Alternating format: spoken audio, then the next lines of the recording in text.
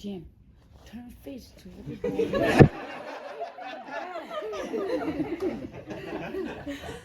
That's First, share your little People can story. see from the An computer. economist who worked for his whole lifetime to fight for market power, or wanted to retire, and they stand home, walk to the local library. So he asked the librarian, say, "Where is the book of market power?" And the librarian whispered, "They're right behind you, like always." and the economist got a little bit upset. He said, "What? I worked for my whole life to fight for market power. Now they still can't find everywhere, a person everywhere, even I randomly walk to the local library." So market power is still there. Oh, it's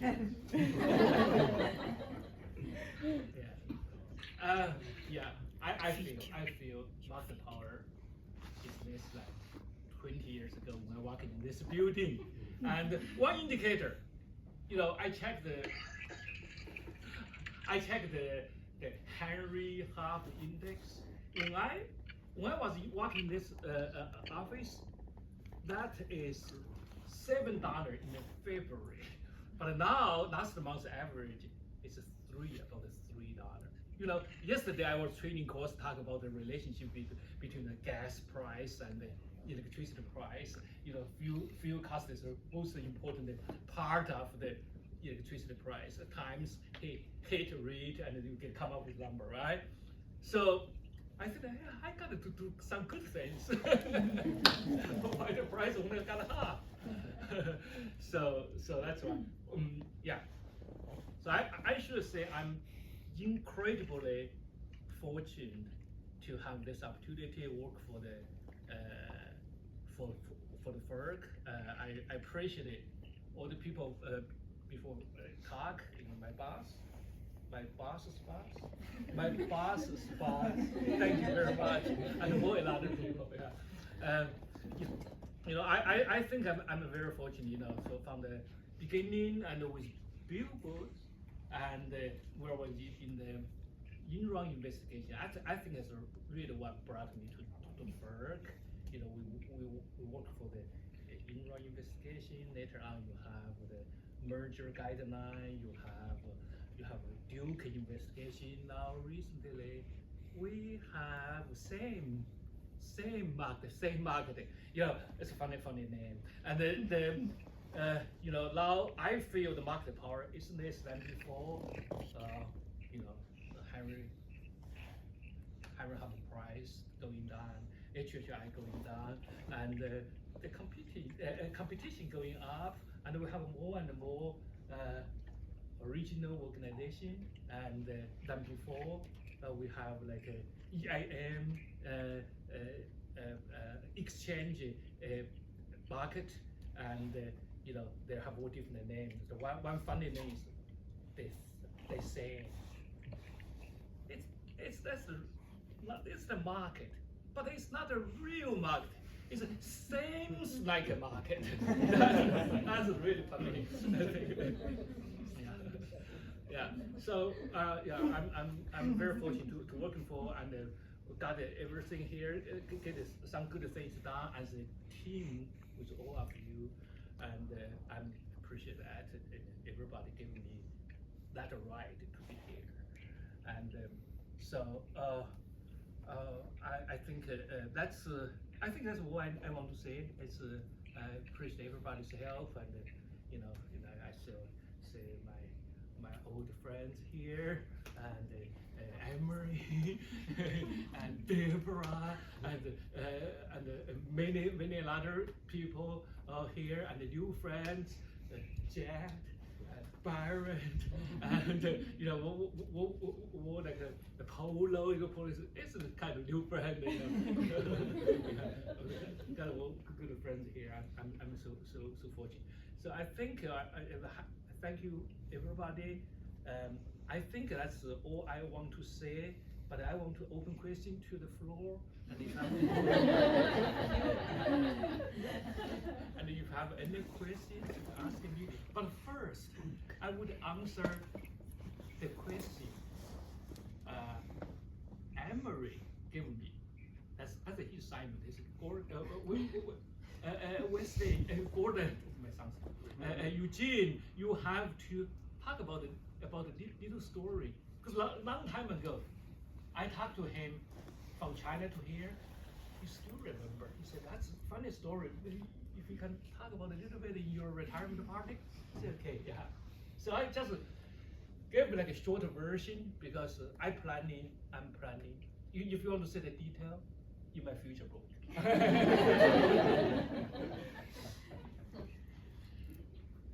That's 1988. I was economist in the People's Bank of China, which is the central bank of China in Beijing. And I got a phone call. And the phone call, the person said, he speaks perfect Chinese. I don't know if he's Chinese or American at the time. I say, he said, we saw your paper published. We want to invite you to come to American embassy to give a talk. And what's about? He said about the statistics of the central bank, Chinese central bank, People's Bank of China to release. We saw their number is very different from the World Bank. He said, we want to invite you to come here to give a short talk. Okay, but finally, a lot of many arrangement. But by that time, the China is very open, not like this time. It's not before. And I gave a talk in the embassy. I still remember that's a very impressive building in the heart of China. And I gave a talk, and like 7 people there. It's like their first the secretary, economic council there, and I talked a little bit about. But by that time, I even cannot speak very good English, but I talk. And then finally, I'm in the middle. Someone walking in, and they sit and they stand there, listen to, and then walk out. And then later on, and their first secretary, his name is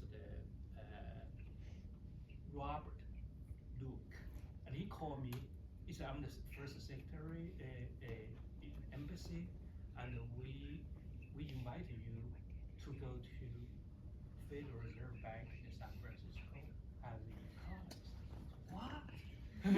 That's my story. And he said, do you remember when you was gave a talk and somebody walking in the middle? I said, yeah, but I don't know who he said. Oh, I tell you, he's our ambassador.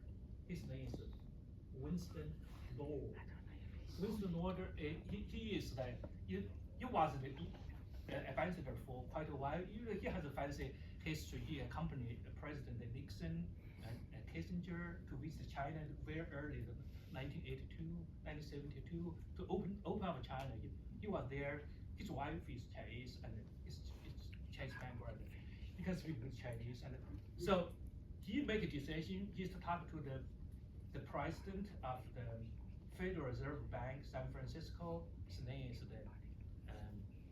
Robert Perry, and he's a voting member of the Federal Reserve Bank by that time. And he said, we did one, China, a lot of things happen there. We want to know what's really happened. And outside, our economists really want to know, because they're in the, San Francisco is in the Pacific coast, it's very close. So we want to know more, and we want to recommend one economist to come. And that's why he recommended. So that's how that's the story. Did I miss anything, Emery? No, I was hoping you would talk about how you made it to Guam. Yes. Oh, that part. Oh, okay. That's that part. So I come to Federal Reserve Bank. I still remember.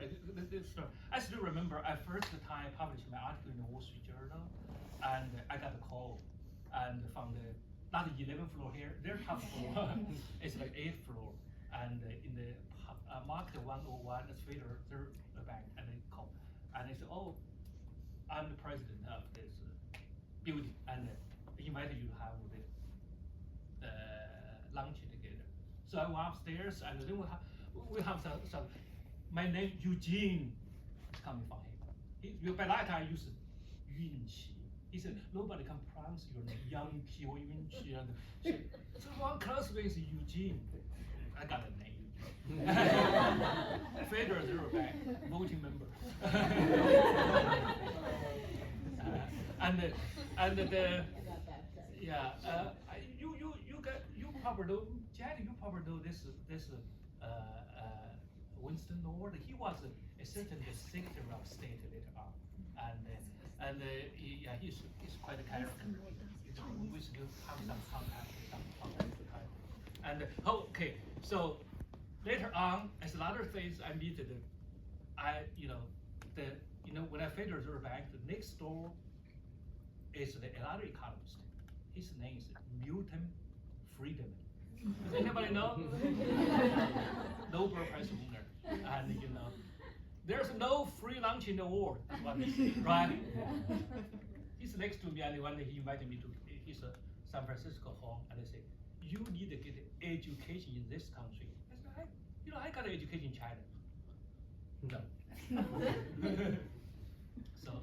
So I went to get my PhD and my postdoctor, and when I graduated, and they have Guam. Okay, how's Guam?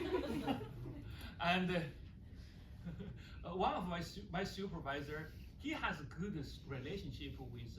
He's also the one accompanied Nixon to visit China, and he was in Stanford. And he said, okay, I got I had one meeting with the governor. The governor have a meeting. It's one is from Guam, go tourist Guam. And he said, hey, you have so many students. Could you recommend one person? He knows the central bank things. He knows the Singapore things, and he has a PhD. By one of my supervisors, yeah, I had one. Eugene, I can recommend you too. Because I was working for the central bank, both China side or US side. And also I was invited by the deputy prime minister in Singapore. I worked for the summertime. When I was in Stanford, somebody walked to me and said, we want you to go there. I said, I don't know you.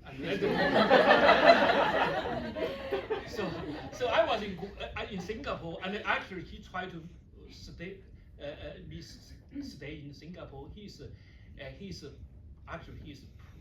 one. He was my boss in Singapore. He's the deputy prime minister. Actually, he's the father of the Singapore's economy, and he's really built Singapore. It's not Lee Kuan Yew. Lee Kuan Yew is political. He's the second to him. And so I worked for them the 2 summers. And he said, oh, so my supervisor know my background. He said, oh, we recommend you to Guam. So why Guam? He said, governor's very ambitious. He want to build the second Singapore as a financial center there. Financial center? You talk about the money laundering center? It's a U.S. territory. Can I do that? Well, they have a big dream. And I was in Guam for 5 years. Chief economist. I meet the President Clinton, Harry, his wife, and there, and prepare the white paper, for them, and and then one day, one of my supervisor called me. He said, "Come back. It's time for you to call." He called me back, and he said, "Okay." I said, I was in Guam, so I have beach house here. Why come back? And he said, you cannot stay there forever. I tell you 2 things. There's no good hospital there when you're getting older, and your kids cannot get good education. Come home. I said, hey, you said you asked me to come. I can come. He said, I will arrange things. So he by that time he worked for the Clinton. He was in the White House, and he asked, give me a position in the BEA, Chief Economist in Commerce, and he said he did assistant. So I was there, and that's why how from Guam home come back. I never have an interview, and I come here. We already have office there set up. 有经历，对不对？and then come here and work with Bill about the in-run investigation. I remember MIT professor say, he said our report come out, he said this is the best ever report from that building. You remember our report as in-run investigation? I'm proud of that one. Yeah, and then we have a lot of good things with all designed pivotal screen and a lot of things. And yeah, I'm here and retire.